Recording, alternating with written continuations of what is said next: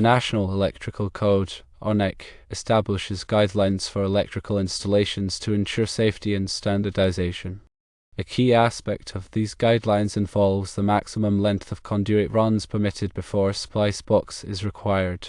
A splice box, also known as the junction box, serves as an enclosure for connecting or branching electrical wires, providing protection and facilitating maintenance. The NEC specifies that the maximum length of a conduit run without a splice box is 100 feet. This regulation is in place for several reasons.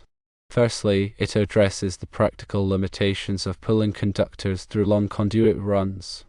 Friction between the conductors and the conduit walls increases with distance, making it progressively more difficult to pull the wires.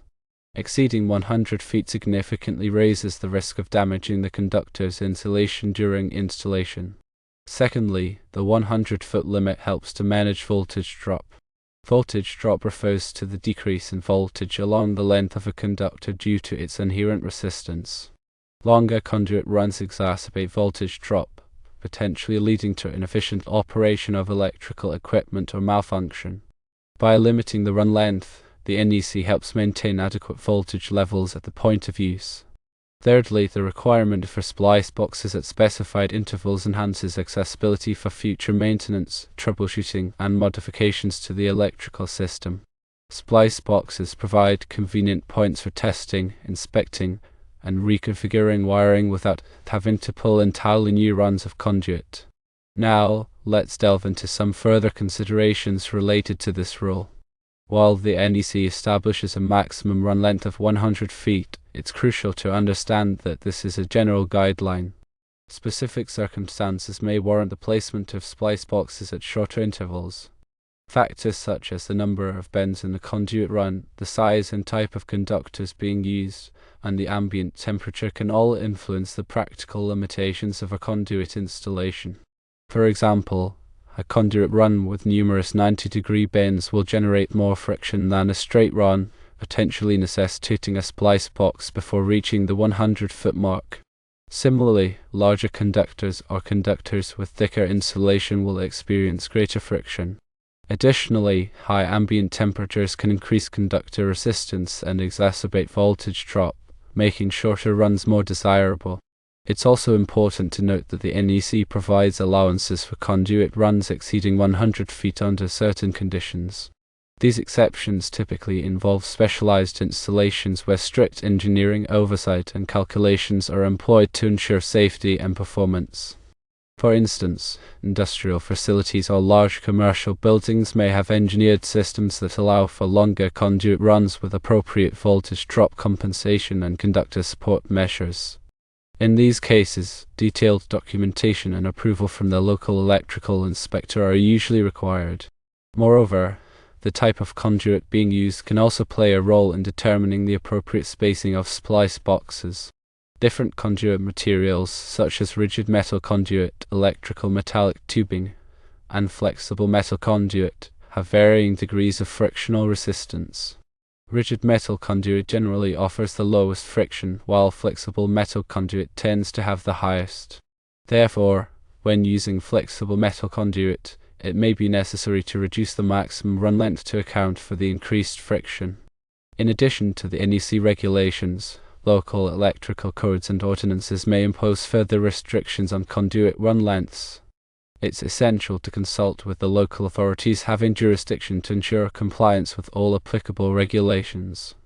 Electrical inspectors have the final say in interpreting and enforcing these codes, so it's always advisable to seek their guidance when planning an electrical installation.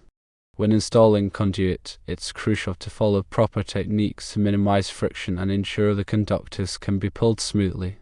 This includes using appropriate conduit lubricants, avoiding sharp bends, and ensuring that the conduit is properly supported and secured. Conduit lubricants reduce friction between the conductors and the conduit walls, making it easier to pull the wires. Sharp bends increase friction and can also damage the conductor's insulation. Proper support and securement prevent the conduit from sagging or shifting, which can also increase friction and stress on the conductors. Furthermore, the size and type of conductors being used must be carefully selected to match the load requirements and the voltage drop limitations. Overloading conductors can lead to overheating and insulation breakdown, while inadequate conductor size can result in excessive voltage drop. The NEC provides tables and guidelines for determining the appropriate conductor size based on the ampacity of the circuit and the length of the run. It's also essential to properly terminate conductors in splice boxes to ensure reliable connections and prevent overheating. Loose or corroded connections can create resistance and generate heat, which can lead to insulation damage and even fire hazards. Splice boxes should be properly sized to accommodate the number and size of conductors being spliced, and all connections should be made using approved connectors and methods. The NEC specifies various types of connectors that are suitable for different applications, and it's crucial to select the appropriate connector for the specific type of conductor and the environmental conditions. When installing splice boxes, it's important to choose locations that are accessible for future maintenance and troubleshooting. Splice boxes should not be concealed behind walls or ceilings without providing access panels. The NEC requires that all electrical equipment be accessible for inspection and repair, and splice boxes are no exception. In addition to accessibility, splice boxes should also be protected from physical damage and environmental factors. Splice boxes should be installed in locations where they are not likely to be struck by moving objects or exposed to excessive moisture, dust, or corrosive substances. The NEC provides guidelines for selecting enclosures that are suitable for different environmental conditions. For example, in wet locations, such as outdoors or in damp basements, splice boxes should be enclosed in watertight or weatherproof enclosures. In hazardous locations, such as areas where flammable gases or vapors are present, splice boxes should be enclosed in explosion-proof enclosures. It's also important to properly ground all metal conduit and splice boxes to provide a path for fault current in the event of a short circuit. Grounding helps to protect people from electrical shock and to prevent equipment damage. The NEC specifies the methods for grounding electrical systems, and it's crucial to follow these guidelines to ensure safety. Grounding conductors should be properly sized and connected to a grounding electrode system, such as a ground rod or a water pipe. In summary, the NEC rule limiting conduit run lengths to 100 feet without a splice box is a fundamental safety requirement in electrical installations.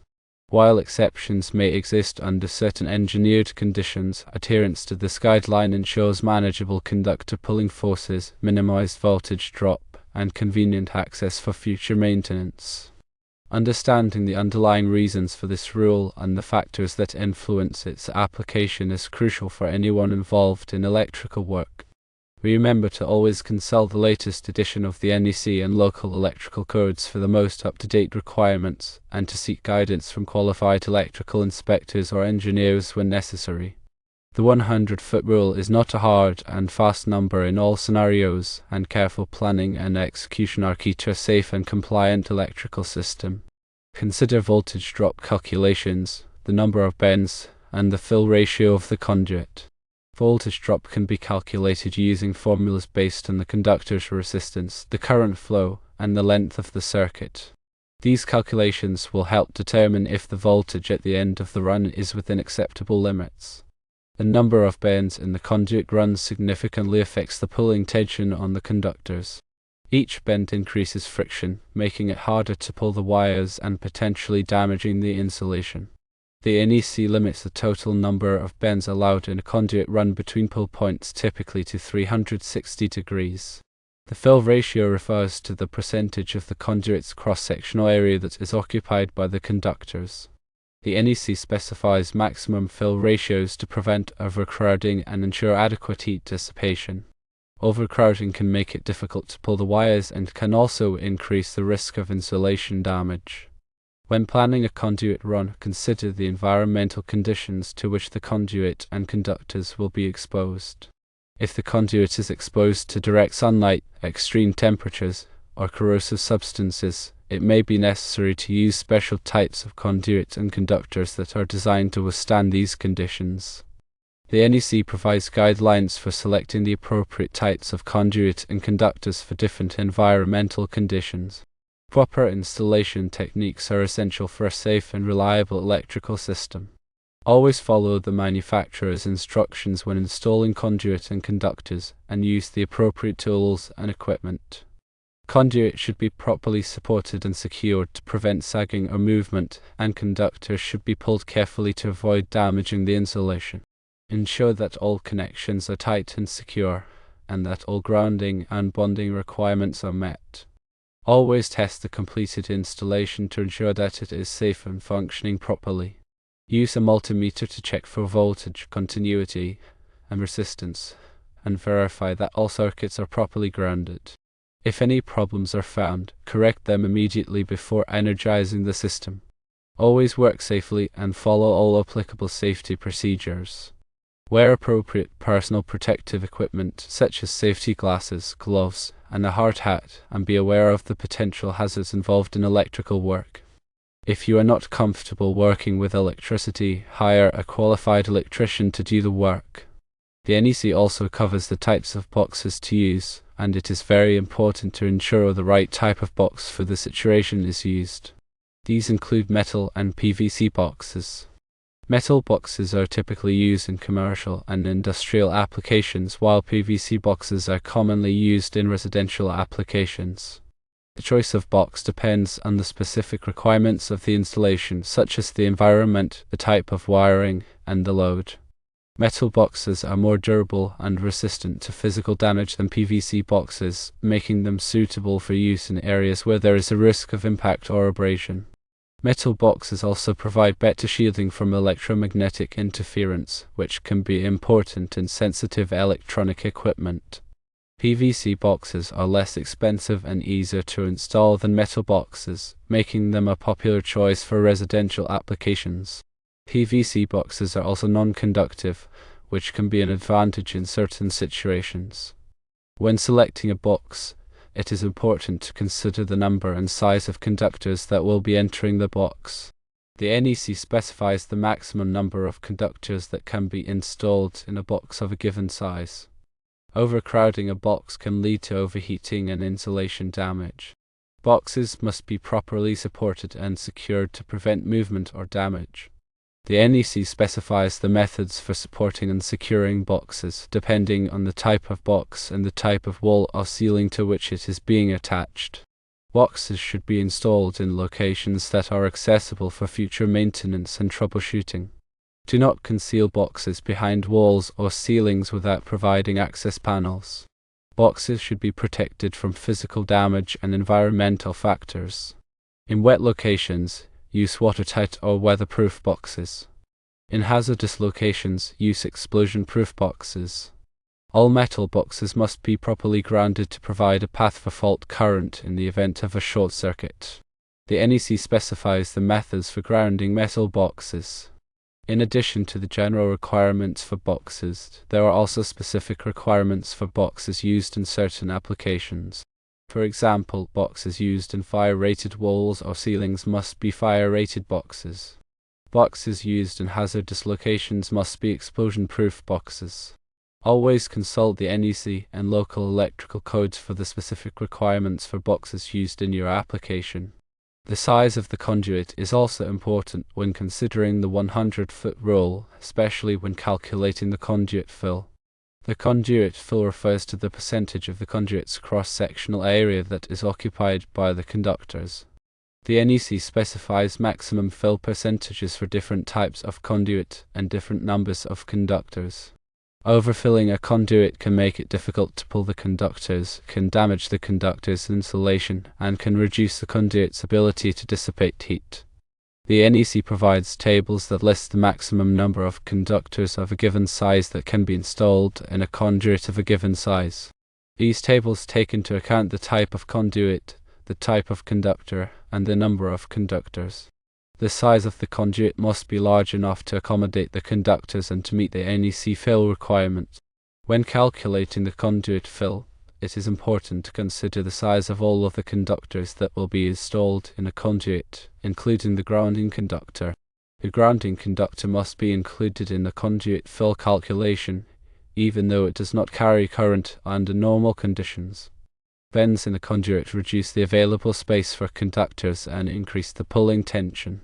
The NEC limits the number of bends that can be installed in the conduit run between pull points. The NEC also specifies the minimum radius of bends in conduit. Sharp bends can damage the conductor's insulation and make it difficult to pull the conductors. When installing conduit, use sweeps instead of sharp bends whenever possible. Sweeps have a larger radius than bends and reduce the pulling tension. The type of conductors used can also affect the 100-foot rule, especially if aluminum conductors are used. Aluminum conductors have a higher resistance than copper conductors, which means that they will experience a greater voltage drop over the same distance. This can be a factor in determining the maximum length of a conduit run. When using aluminum conductors, it is important to use the appropriate size conductors to minimize voltage drop. The NEC provides tables that list the ampacity of different sizes of aluminum conductors. When using aluminum conductors, it is also important to use connectors that are specifically designed for use with aluminum conductors. Aluminum conductors can corrode when they come into contact with dissimilar metals such as copper. Connectors that are designed for use with aluminum conductors are made of materials that will not corrode when they come into contact with aluminum. Always follow the manufacturer's instructions when installing aluminum conductors and connectors.